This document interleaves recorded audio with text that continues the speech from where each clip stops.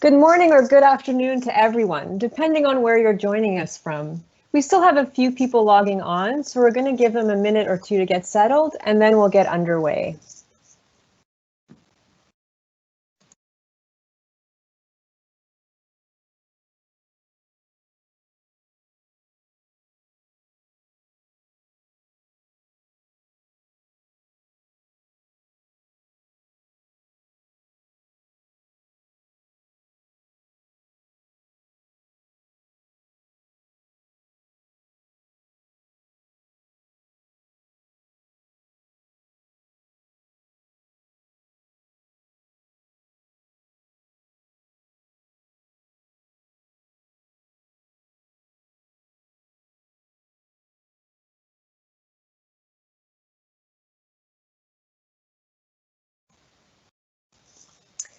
Okay, I think we're ready to go. Thank you all for joining us for today's webinar, Candid Canada, Tips for Capturing Nature on Camera. My name is Sarah Hoyda, and I'm the National Media Relations Manager at the Nature Conservancy of Canada, and I'll be your moderator today. I'd like to start by stating that we at the Nature Conservancy of Canada respectfully acknowledge that the work we do across the country is on the traditional territories of many Indigenous nations and communities, past and present. For a millennia, they have worked to protect these landscapes and the life these areas sustain. I would like to thank these original caretakers and acknowledge the ongoing work and presence of Indigenous peoples in Canada today. The Nature Conservancy of Canada is a national charity and Canada's leading not-for-profit private land conservation organization, working to protect our most important natural areas and the species they sustain. Since 1962, NCC and its partners have helped to protect 14 million hectares, which is 35 million acres, coast to coast to coast. To learn more, visit our website at natureconservancy.ca. So today we'll be joined by Jason Bantal, Thomas Frick, and Lita Pasderick of the Nature Conservancy of Canada. I'd like to thank our speakers for being with us today to talk about nature photography tips and how to get the shot without upsetting the natural beauty you're trying to capture. Before we begin, however, I would like to quickly cover a few housekeeping topics. As we're being joined by people from across the country, you may experience a temporary glitch during the live stream. We thank you in advance for your patience. Today's webinar is being recorded. We will be sharing a link to the recording after the event, so keep an eye on your inboxes. We welcome you to revisit the content and share it with colleagues, friends, and family. We want you to join in on the conversation and share your thoughts with our online community. Feel free to connect with us through Facebook, Twitter, and Instagram using hashtag #NCCNatureTalks during and after the webinar. We also invite your comments and questions. You'll notice a Q&A chat box on your screen. If you think of a question for the speakers at any point, just type it in there, including with the question, who the question is intended for, and we'll answer them at the end of the webinar. At this time, I would like to introduce our first speaker, Jason Bantal. Growing up outside of Saskatoon, Saskatchewan, he was fortunate to have been able to spend time exploring the woods and wetlands around his home. Excuse me. Jason attended the University of Saskatchewan to study biology and went on to complete a master's degree where his thesis focused on Arctic fox ecology. It was during his time in the Arctic that his interest in photography first developed. In 2005, Jason opened his first gallery just outside of Prince Albert National Park in Saskatchewan. Since then, he has opened galleries in Banff, Canmore, Niagara-on-the-Lake, and most recently in Toronto. The floor is all yours, Jason. Thank you, Sarah. I appreciate that introduction. That's very kind. Just get started here. Let's see. There we go. Oh, just one back. Sorry, everyone. There we go. So good afternoon to everyone out east, and of course, good morning to everyone in Western Canada. Thanks to all who are watching today, and thanks to the NCC for hosting this webinar. My company, All in the Wild, and NCC are very aligned in our values, and it's always a pleasure to be a part of a community, everyone who has joined today as well, that shares similar appreciation and respect for Mother Nature. I got my start with photography working in the Central Arctic on Arctic fox. I actually did a master's in biology, and that area, I guess, stirred an appreciation of nature for me, but made me go, how can I share this? And the camera was the natural fit. Photography can be a very powerful tool to share nature's beauty. And with friends, we were all just hobbyists, so this is one tip I'll share. With friends, we critiqued each other in a friendly manner. We're like, oh, I don't really like that composition, or oh, the lighting there was a little bit off, or you could have tried this, or you could have tried that. And we got all kinds of different ideas. And so helping each other out through kind of, some friendly banter and critiquing, I found was what really got me started with improving my eye and being able to become a better photographer. And I just want to share a video with you here.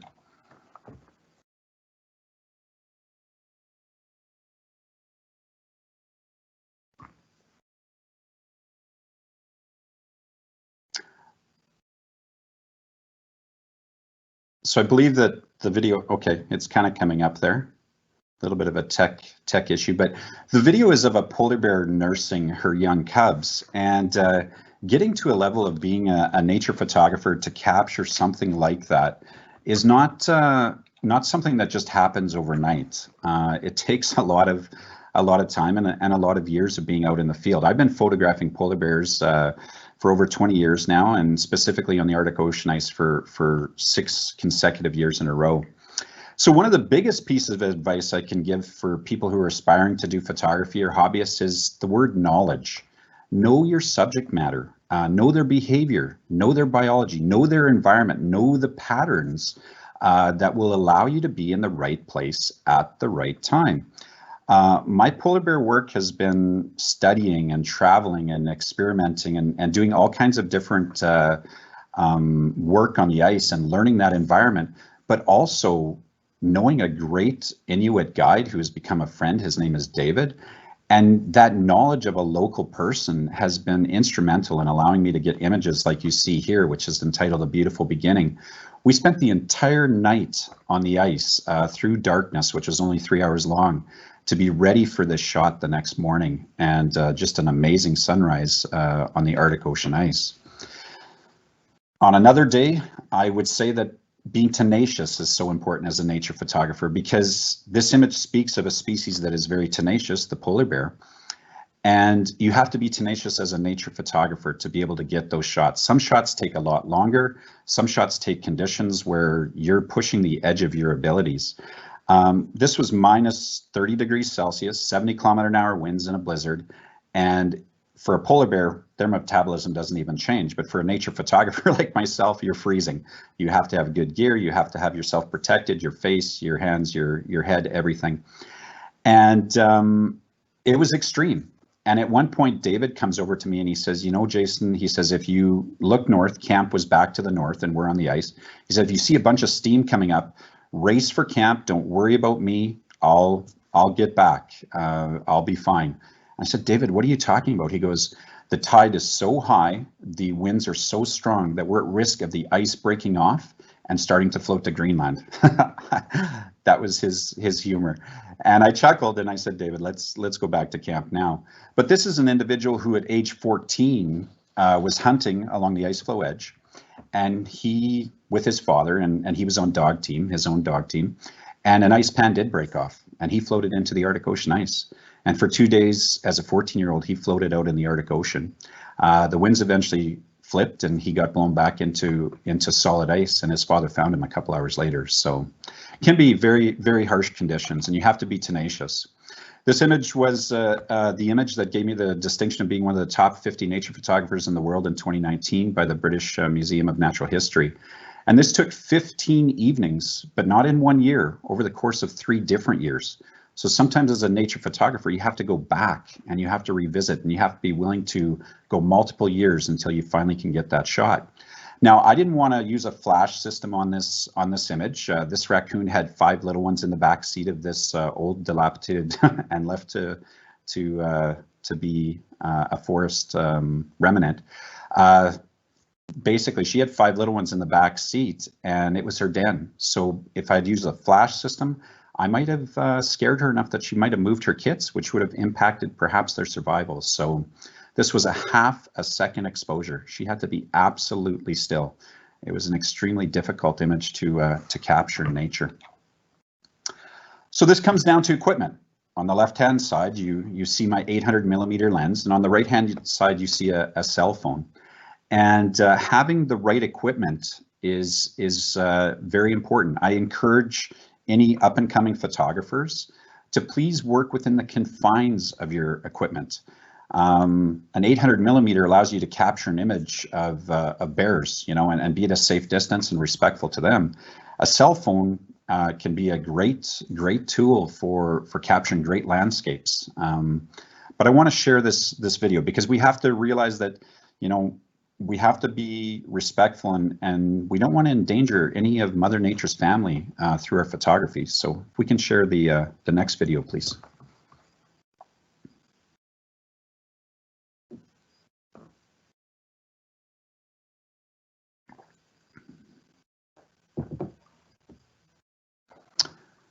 Okay, again, I'm not sure if the video is coming up. I hope it is, but it shows an individual who is trying to capture a photo of a very rare bear known as Nakota, and he's doing that with his cell phone.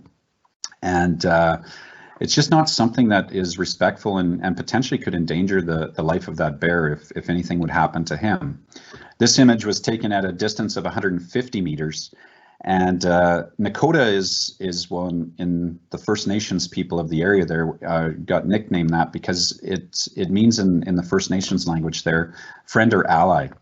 And he's the first, or she's the first, we don't know the sex yet, the first white mountain grizzly ever to be seen in our Canadian mountain parks.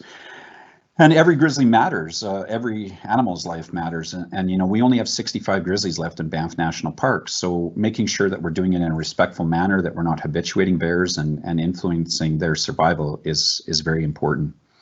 So as a nature photographer, we require a deep respect for individuals we photograph. I'll be the first to admit that at times I've probably made some mistakes, but I've learned from those mistakes and I've made sure to correct my behaviors and such. Imagine right now, we're all sitting here watching this webinar and around the corner, a grizzly bear walks in with a camera. Whoa, I'm heading for the window over there. And, you know, it would be very nervous. So we have to think about when we're in their environment, their homes, what are they experiencing? But it's a fine line because an image like this or an image like the one you see here are very powerful for conservation. And so getting great images that we can share, whether it's a cell phone image that you share through social media or you know, or you're a professional, you know, with fine art works, it's important to get these images. They actually work in conservation. So I encourage everyone to make sure that you are, you know, if you do have a love and affinity for nature photography, go pursue it. Many species can be also determined, you know, being respectful can depend on the time of year. Nesting birds, for instance, you wouldn't want to try to capture this image when one of the adults is just sitting on the nest because they might abandon the nest and of course, you know, the eggs won't survive. But when they have their little chick and such, they're going to continue to be there. And this is shot from a blind at again, about 150 meters away, some very good equipment. And, you know, that chick fledged and was fine. So if we can get the prairie video, please.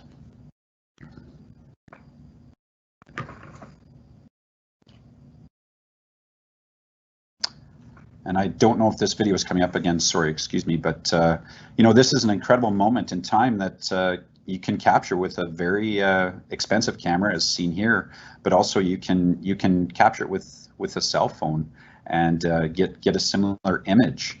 So, you know, it depends what you're doing with your photography and what your plan is. Composition and Mother Nature's light are always going to decide, you know, the image first and foremost.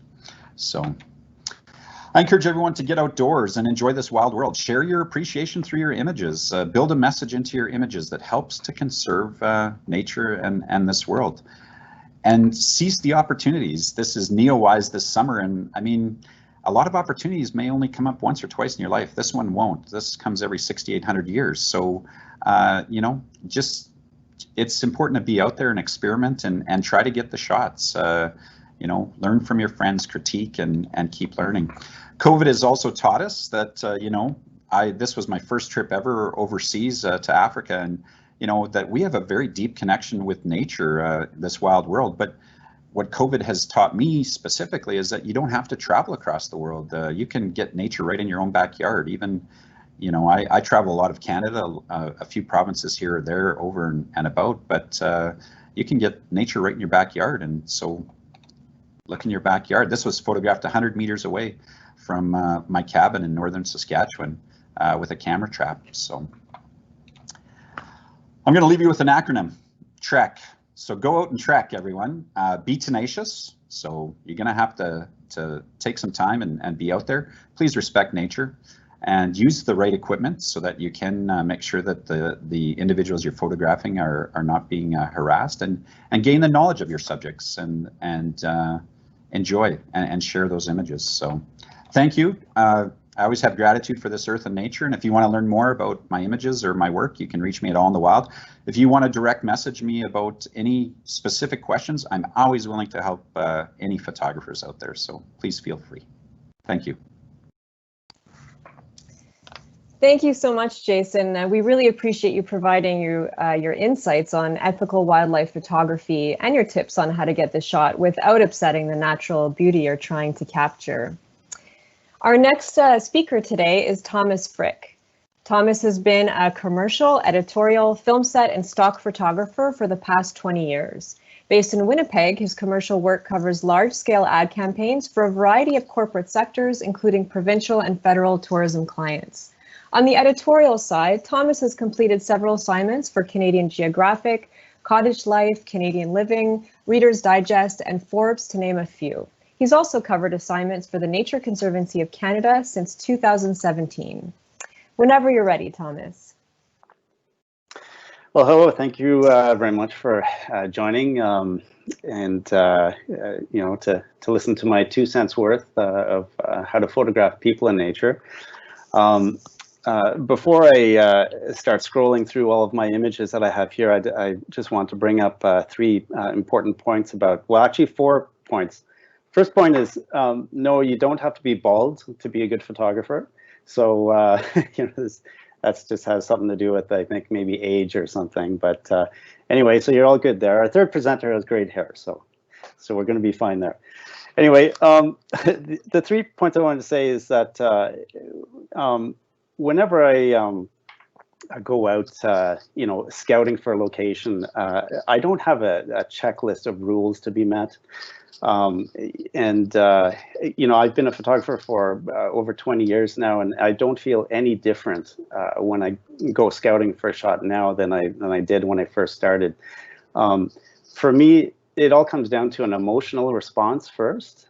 When you're out there scouting and you're looking at, you know, you're seeing the nature, you know, your subconscious is kind of like telling you, it's saying, you know, no, not good, not good. Good shot, great shot. And it's just something that happens. I mean, everybody experiences nature differently. But for you, whatever it is that you like, if something just triggers, says, I like that, then go for it. Start to work with, you know, framing the shot. The second thing I want to say is, I know a lot of people say, oh, I don't have any creative talent. But to that I say, everybody has creative talent. Everybody does. The secret, I think, is to really try and tap into that subconscious. Everyone's got a subconscious. It lies down there. I mean, you kind of almost have to meditate on it a little bit. If you're committed to taking a shot of a person, take a deep breath, think about it, look around, and just listen to what says to you, this is a good scene, and go for it. Lastly, I think one of the most important things about photographing people is make sure that it's you and your subject that's taking the photo, that it's not just you. It's really critical that your subject feels that they're part of the creative process, and that just kind of ensures that, you know, you're both having fun, or you and your group or whoever, and everyone participates equally in you know, achieving the best shot that they can get. So starting with this first shot here, this fellow, his name is John Cayton. He used to be the manager of Blue Rodeo, and now he owns a resort out in Clayoquot Sound, and he's an advocate of ecotourism.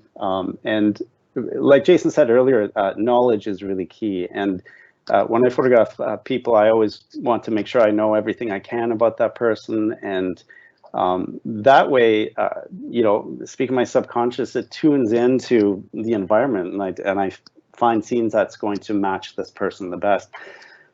This, we were climbing up the mountain there, and it was a no-brainer, you know, with ecotourism. I saw the tree stump, and I thought perfect stage to take the portrait. You know, it was obviously cut down by some loggers, and I just thought he kind of, you know, looked like a warden of the forest there. Next shot is a folk singer here in Manitoba. Her name is Elena Lewandowski. She asked me to take a picture of her in a natural setting. And I asked her, you know, what's her favorite spot? Again, you got to work as a team. What's your favorite spot? You know, I don't want to tell you about mine.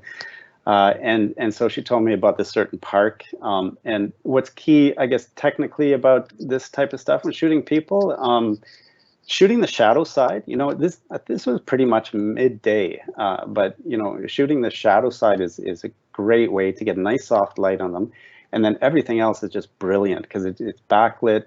The tree is glowing, the field is glowing. So technically speaking, that's a good thing to look out for. Also, you know, keep things simple. You know, minimal is best, and find a spot for the person to get framed in the shot. Next one here is a cottage owner in northwestern Ontario. Everybody's heard about magic hour, and that's totally true. You know, just after sunrise, just before sunset, you get that beautiful, you know, warm light from the sun coming in. And, you know, going for the side light often is one of the best ways of using that light. You can do it many ways, but I think that's very effective. You see here as well, I framed him within the scene. You know, when you go scouting for a shot, if you want to shoot someone outside, you look around. It's almost like you're looking for a landscape photo first. When you see the landscape photo, then you think, oh, okay, great. Now let's put a person in it. Now where could that person fit? And so I, you know, obviously here placed him in an area that was very clean, minimal, thin line behind him with the horizon, and he's kind of framed with the rest of the scene. Next shot, this woman is First Nations Buffalo Ranch owner here in Manitoba, and framing again is key. Very obvious here. We've got the frame of the entrance, and it's just simple, nice big sky. Got that low light, which really helps here too. With this shot, there's a lot of symmetry. Again, symmetry works great for a good shot. You're creating a frame. You know, I went out there and you know, my subconscious here again just looked at this and I thought, oh, these bulrushes, look how tall they are. They're tall and straight. It looks so nice. And so I thought clearly she's got to stand tall and straight in the middle of it. Her scarf is like long and straight. It's all kind of mimicking each other, and it's a nice flow for the eye. And look at the weather. It's bad weather. Don't hesitate to go out in bad weather. That's always good. And I used more of a professional style light here, so you can just use your flash if you have one on your camera. Just pop the light a bit. If you're using your phone or something, you don't have a flash or something, just make sure you expose for that shadow side. Next one, this fellow, his name's Chris Rakowsky. He's Canada's leading UFO researcher, and I was hired to photograph him somewhere outside in cornfield. What was it? Field of Dreams, I guess. It was kind of the thought that came to mind. But I put him out in the cornfield. Of course, UFOs, you see them during the evening most of the time. Well, most of the time, some of us do. Anyway, so I put them out there, and the symmetry again with the corn and looking up. Technically, again, shooting after sunset is great. Put the flash on your camera, shoot it, and all of a sudden that, you know, the colors in the back get deep and beautiful. Rebecca Belmore, she's a First Nations artist who has some of her work in the Canadian Museum for Human Rights. Which is built on formerly First Nations land, and I just thought it would be really nice to find a natural setting outside of the museum, and again, looking for the landscape shot first, and then place the person inside of it. Other thing about shooting people is facial expression. Don't forget to look at how they're looking. You know, when you take a picture and they're just kind of a little nervous about the shot and they're just looking like, okay, that's not really time to shoot yet. You need to kind of get them to relax and how are they feeling? What do they want? You know, what are they thinking about and all that? And then all of a sudden, you know, these moments come out when they've stopped being so aware of the photo being taken. Here, obviously, it was a kind of a serious nature of what her artwork was about. So that's why I got this expression. This lady is a wildlife rehabilitator in Northwestern Ontario. Again, shooting the shadow side of your subject is great because it just get that soft light. And look at that. So it's got the shadow side. It's like kind of closer to sunset, that brilliant light coming from the back. Everything's glowing. It's a beautiful color. You know, going for the candid moments too. It never ceases to amaze me to looking at this beaver. It's crazy. But anyway, next one. You know, simple is better. Silhouettes are great after sunset. You know, get those silhouette shots happening. They always work, I think. And again, like the sky gets nice and colorful when you're doing it that way. Here's something a little bit. Sometimes you face some challenges in this shot.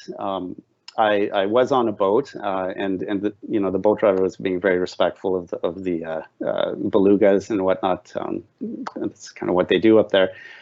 But what happened here was initially all the waves were like really choppy, like up at the top, all over the shot, and it was hard to see the whales. So I asked the driver of the boat if they could just kind of slowly do big circles around the grouping, and nothing's been photoshopped here. It was remarkable. All these whales swimming around the kayak. When the boat did that, then you got that clear water at the bottom, nice and smooth, and then it was perfect time to take the shot. Now, next one here.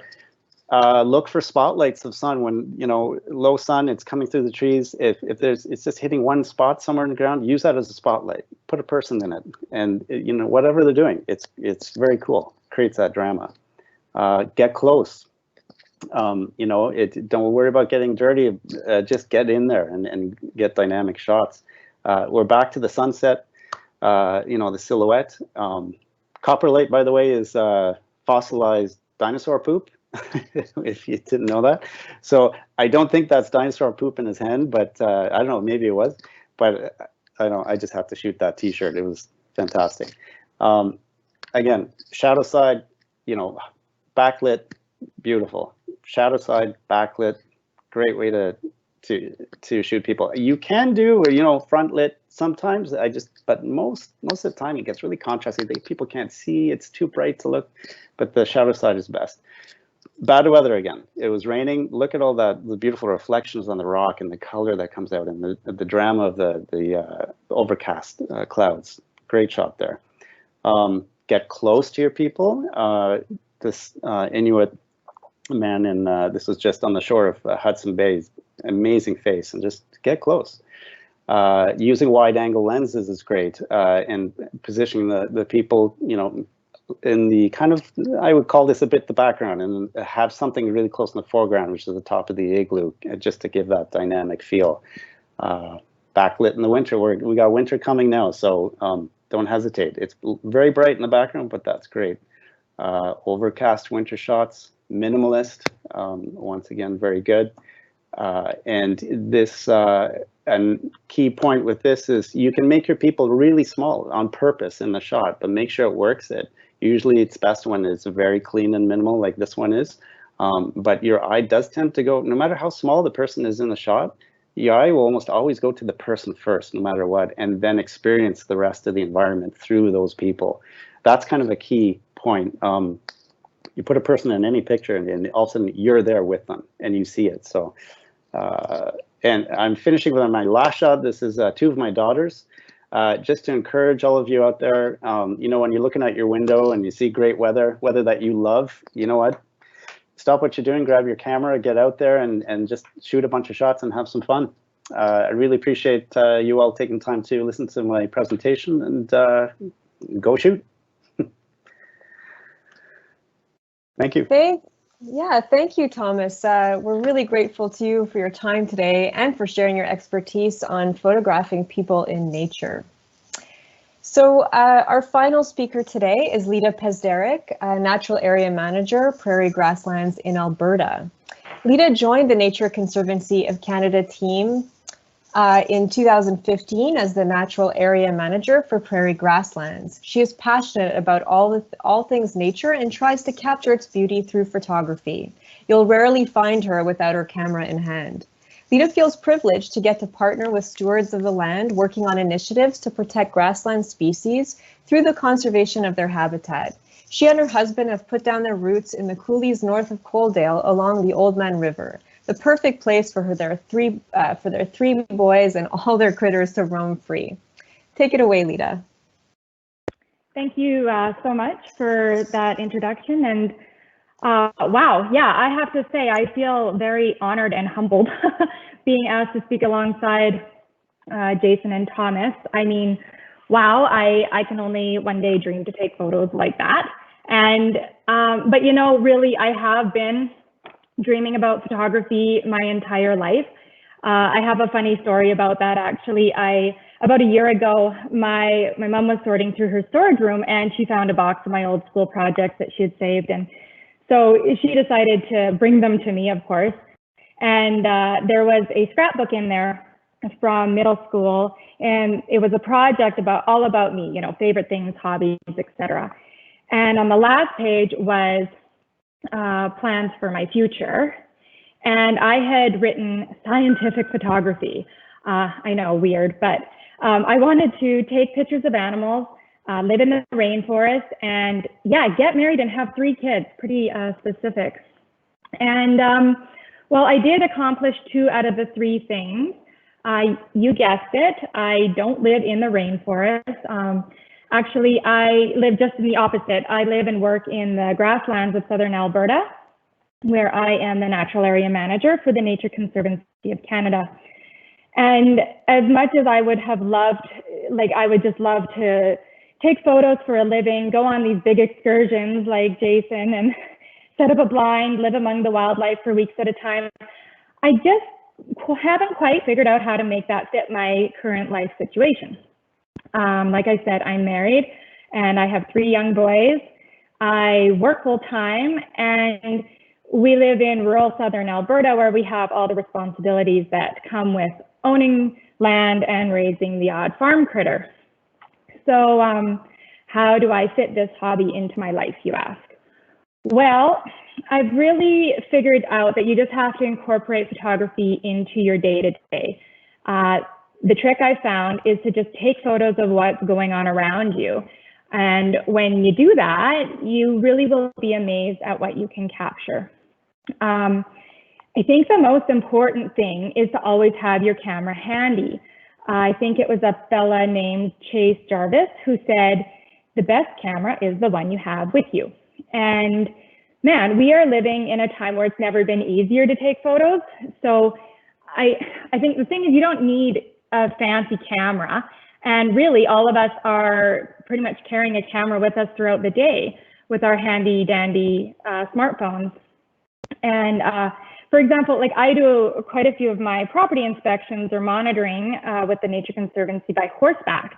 And I tend not to bring my big heavy camera with me because, well, first of all, it's really hard to focus when you're bouncing along on the back of a horse and it's, you know, jarring you around. And so oftentimes I'll just use my iPhone and that way I can still capture the events of the day. And that's what this photo is. It's just with my iPhone. So, but that being said, I did decide to invest in some higher quality camera gear because my job really does offer some amazing opportunities. I get to see and be immersed in some of the most magnificent landscapes in the world. And, you know, on any given day, I can come across some of our most endangered species.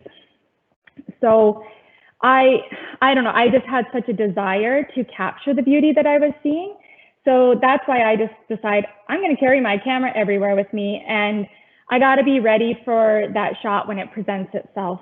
Because I really don't have time to sit there and wait for that perfect shot. I have to be ready for whatever I come upon while I'm out doing my field work. And so, like Jason was saying, you know, conservation really does need photography. we use photos to tell a story. And I think it's up to you to decide what story you're going to tell. We use photos to support a case. For example, when we're delivering range and riparian health results to landowners, images are a great way to get that across. We can show change over time, whether it's good or bad, conversion or restoration, and really bring awareness to some of our major issues that are going on. For example, our disappearing grasslands. But most importantly, I want photos to inspire people. I'm really looking at making the viewer feel something, you know, like really tug on those heartstrings. I mean, look at those babies. You just want to squeeze them. Anyways, photos can be used as teaching aids as well.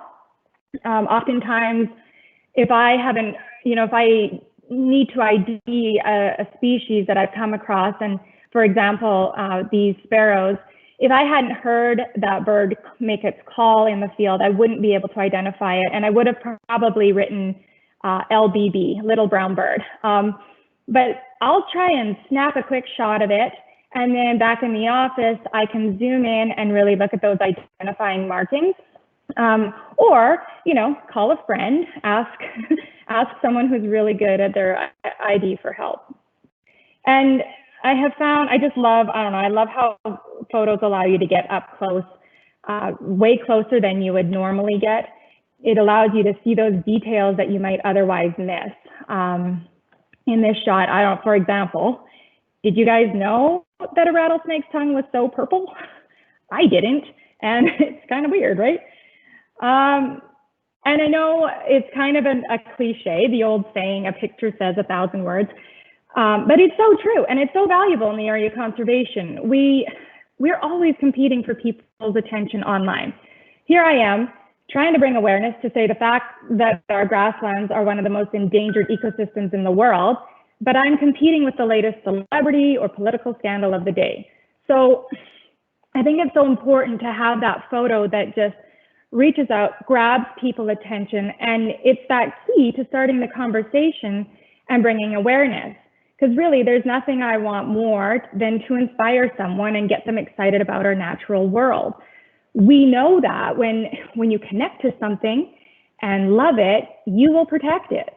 So that's why when you can use a single image to evoke an emotion in someone, well, to me, that's success. And in our day and age where technology allows us to share our images so easily and so widely, the impact we can have really is huge. And for example, this image here, I managed to capture a rare occurrence of a flock of mountain bluebirds flying, migrating through. And there was over 20 bluebirds in this tree, and which is quite rare. And so I shared it on Facebook, and I think it was shared several thousand times over, which to me was mind blowing. I mean, for, you know, hobbies, photographer, whatever. And especially because for the longest time, I wouldn't share my photos online. I was just taking them for me, and I wasn't really sure I wanted that criticism that often comes with sharing things online. And I saw that they were bringing me joy, but every now and then I would share one of my favorite photos on Facebook or whatever, and I was just blown away by the response. People love the images. And that's when I realized, okay, people aren't just out there to criticize. What people want and what they really need is to see that beauty in nature and to be connected with it. Yeah, so it was kind of then that I decided, okay, I'm going to start to try to use my photos to bring joy to others, and maybe at the same time pique their interest and bring awareness to issues such as grassland conservation and species at risk, and then also teach them how you can actually contribute to these issues. For example, these are just a handful of the species at risk that I've captured over the years, just being out in the field. And I think it's just so important to let folks know that these species and so many others really do need our help. And by supporting organizations like the Nature Conservancy and other not-for-profits, you can really make a difference. And so anyways, yeah. And today I knew that Jason would be covering some tips on ethical wildlife photography, which is just so important. Thank you so much, Jason, for bringing that up. I know I'm so fortunate that I have the opportunity to be part of projects where we have special permits or I'm properly trained in how to deal with sensitive species. So that kind of gives me an upper edge. But I really think it's important to keep those things in mind when you're out there trying to capture that perfect shot. You always have to put the wildlife first and then the shot or yourself second, right? And then Thomas, you offered such great advice for the more technical aspects. So I just thought I would share a few more general tips that I've learned. I think it's really important to teach others. So far, for like all the summer students that we hire, for whatever reason, they've been really interested in photography, which was such a bonus for me. So by teaching them a little of what I know, I myself have really learned and grown over the years. I think too, if you have kids in your life, grandkids, nieces, nephews, get them, encourage them, get them interested. It's just so cool seeing what they see through their eyes, and it really is amazing at what they can capture. And then if you can, I would recommend that just try to surround yourself with other photographers, join a photo club, find a friend who loves photography, just learn these things together. There's so many tutorials out there and social media groups.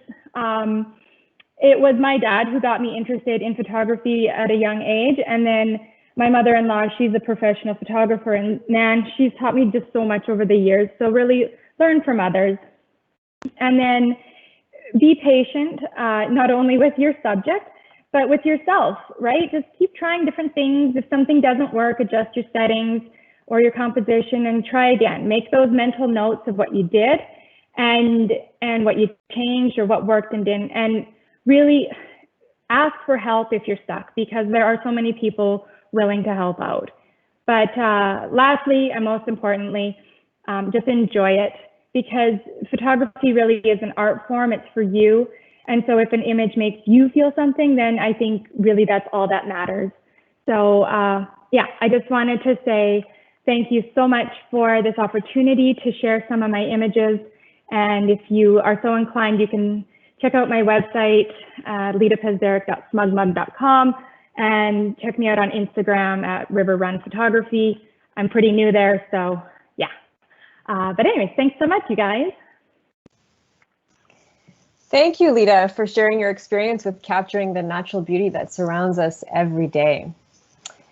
So we have several questions for the speakers that have been submitted by the audience. As a reminder, if you have a question that you have not yet submitted, please enter it using the Q&A chat box feature and let us know who the question is for, and we'll get through as many questions as time allows. So I'm just going to pull up some questions here. So our first question, if this information was not included in the webinar, what type of camera would be recommended? And so this could be asked to any of our panelists.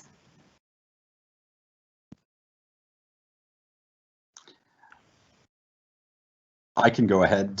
Yeah, I think that in terms of camera gear, there's so many different options on the markets nowadays. Whether you're looking, I shoot Nikon, but all of them are great choices. I think it comes down to what's the subject matter that you want to capture an image of. Are you shooting landscapes? Are you shooting nature?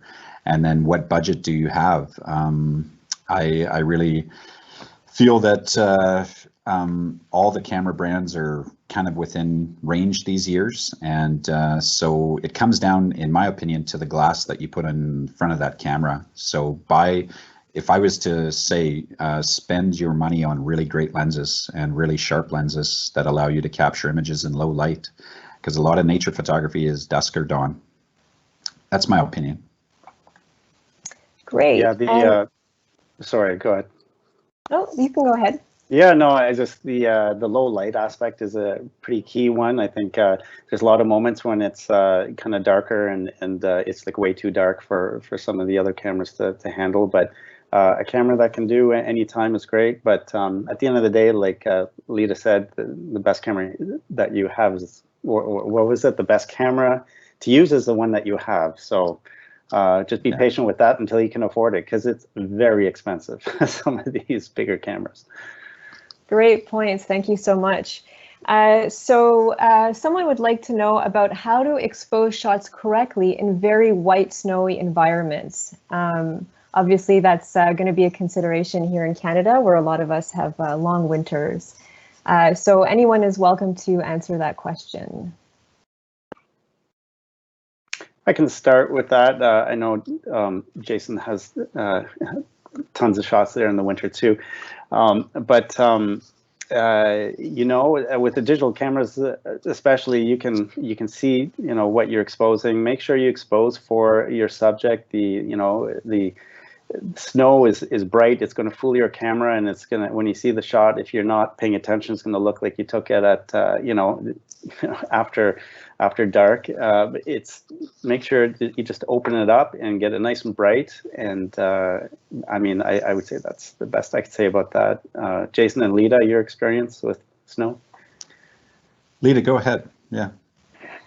No, I think I'm going to let the guy who has been living in the snow answer that question. I think Thomas, if you can even move. Yeah.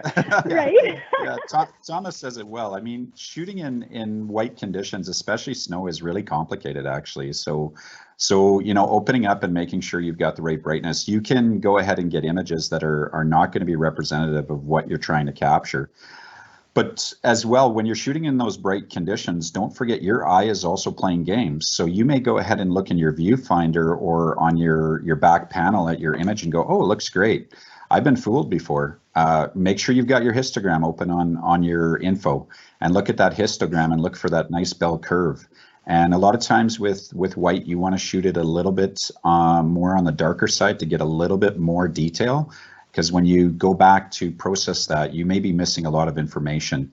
When we're looking at digital photography nowadays, it's a bit different than when we used to shoot film, and that is that we're actually trying to capture information.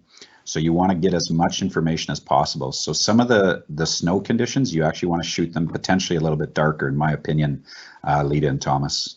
That's the way that I would be capturing them. Yeah, but look at that histogram. Yeah, this is a great question, especially with your advice to use whatever camera you have on hand.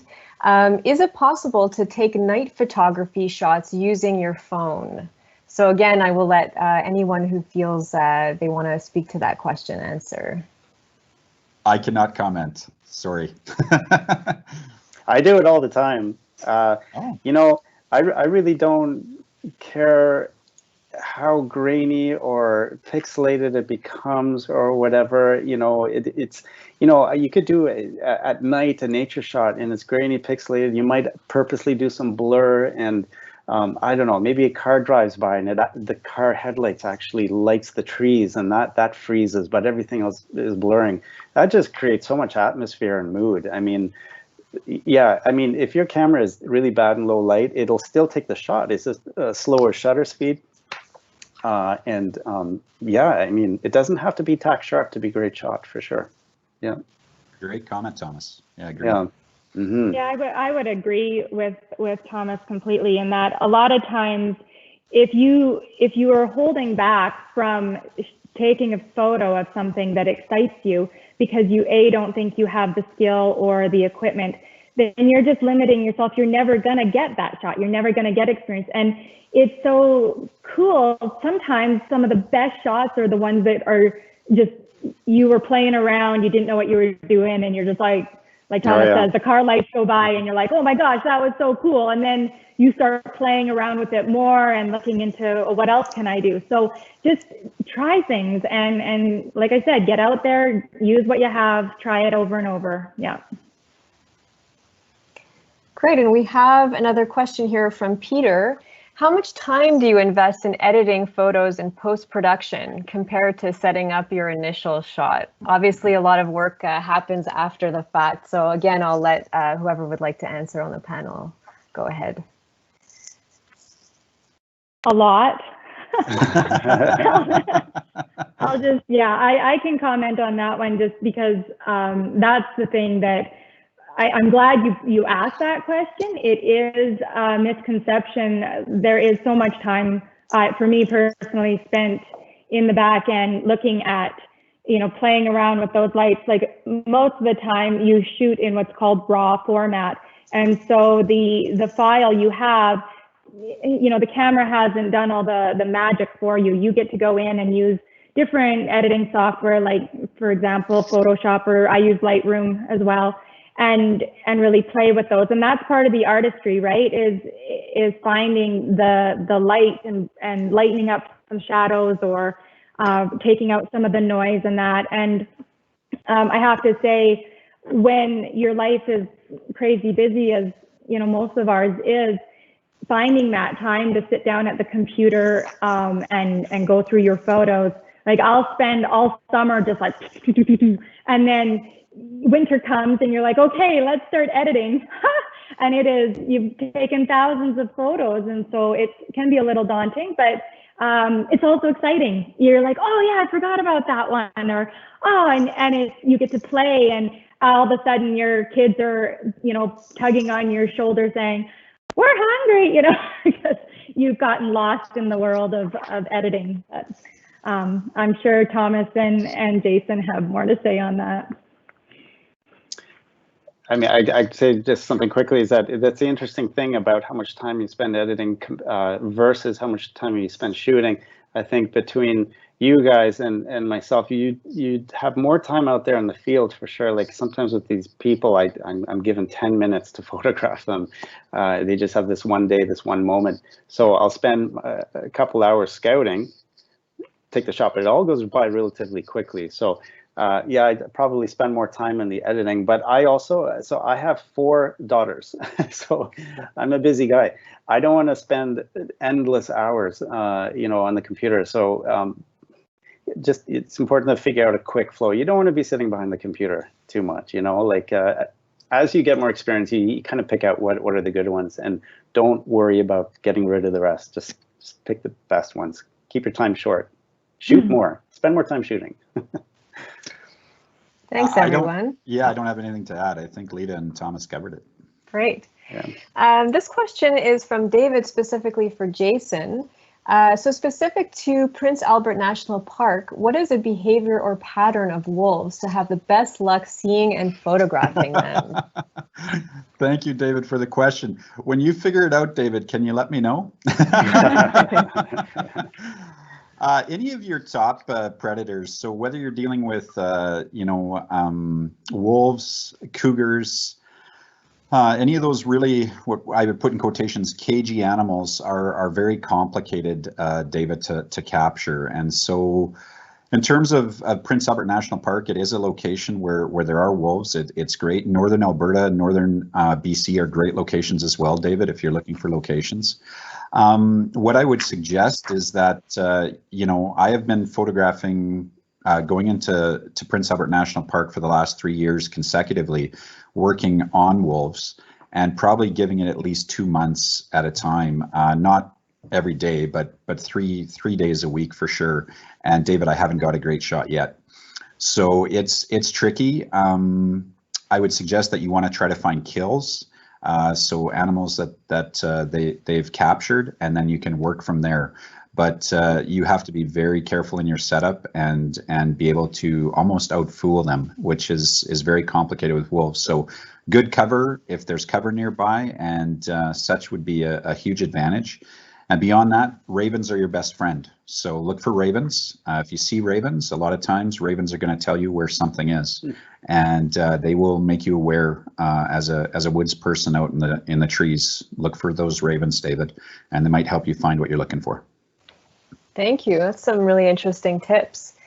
So again, this is sort of addressed to everyone.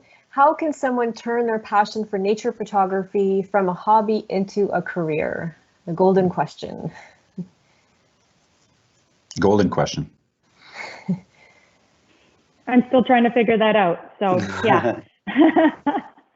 I would say too is that, if you're starting with that question now, you know, stick with your day job, you know, but just keep shooting and just keep going, keep shooting, keep posting, keep showing them to people. And I think in a way the career finds you. You know, you've got to put out the images out there, and you know, all of a sudden someone might say, hey, you know, you're pretty good at this. Can you cover this shoot for us, right? And they'll pay you. And take it one step at a time. It's a tough job to get into, I think, in terms of you know, this, like one of you were saying that cameras are ubiquitous out there. Everyone's shooting, but just keep shooting and you know, grab a few jobs here and there. What do you guys have to say about it?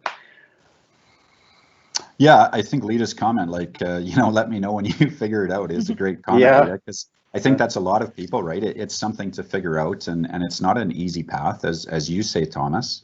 But I do like your comment as well, Thomas, that like, don't quit your day job, because I don't think that it's a big area that is easy to necessarily make a living at. It's life of an artist, and we know lives of artists.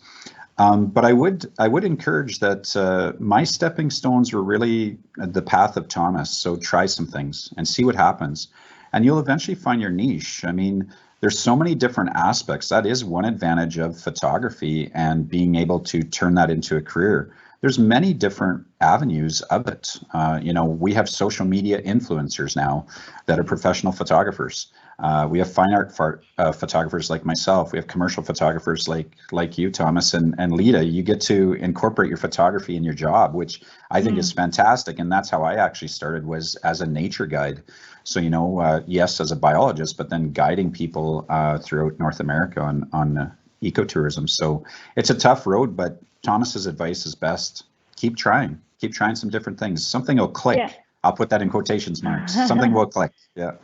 Well, so. And I should comment on that. That's a really great point, Jason. I have to recognize the fact that if I wasn't in this field of, you know, my day job, doing what I do, I wouldn't get, you know, nearly half the opportunities that I do to take the photos that I take. So I think if there is a way to incorporate what you're doing now, or if that's something you're interested in, figure out a way to make sure your camera is on your hip and ready to shoot. Because, you know, I know guys even up working in Fort Mac on the oil fields that have a camera in their truck with them when it's not too cold, because they'll see wolves and bears right through camp. And so it's just incorporated into your day-to-day, and then it might grow into something bigger that you could call a job. Yeah. Thanks for your comments. Thomas, I think this next question is great for if you could address. This is from Jim, and he says, when you frame, you seem to have centered people. What is your opinion on the rule of thirds? The rule of thirds. Yeah, very familiar with the rule of thirds. I never think of that. I never, you know, when I scout, I don't think, okay, there's that third. I think the rule of thirds came about because most of the time when you kind of intuitively discover a great shot and you take it, afterwards you look at it and go, oh, cool, that follows the rule of thirds. You know, it doesn't really happen at first. I think it could be something physiologically or psychologically with our eyes. When we look at things, it feels good, feels right that there's three things. You know, if there's too many parts, then it gets distracting. I often center my people in the shots. That's true. I think that's because a lot of times I'm hard to do a kind of a feature portrait. It's not so much documentary. That's an interesting part, actually. If it's kind of documentary photography you're doing, you know, people could be cropped out in the sides, and I don't know, it's a different type of thing, journalism, I guess. I mean, the rule of thirds applies a little bit more to like a fine art type of picture, or where you spend more time on it, kind of more of a presentation. It's like a stage, right? So yeah, I mean, it's like I said in my presentation, trust your instincts. If you like it, shoot it. Shoot first, think later. I mean, I think a lot of us have heard that, and you'll see that it usually follows that rule. That's great advice. Thank you. So that's all the time we have for questions today. If we didn't get to your question or you have something else you'd like to ask any of our panelists, please reach out to us at events@natureconservancy.ca and we'll gladly pass those along to them. So thank you to everyone who joined us for today's webinar. Jason, Thomas, and Lita, thank you for sharing your insights and expertise. You're welcome. Thank you too. For updates on future webinars and events in your area, you can check out our events page at natureconservancy.ca/events. Stay tuned for the link to today's webinar recording, and you'll receive that in a follow-up email within the next 24 hours. On behalf of the Nature Conservancy of Canada, thank you again for joining us and have a wonderful rest of your day. We hope to see you next time.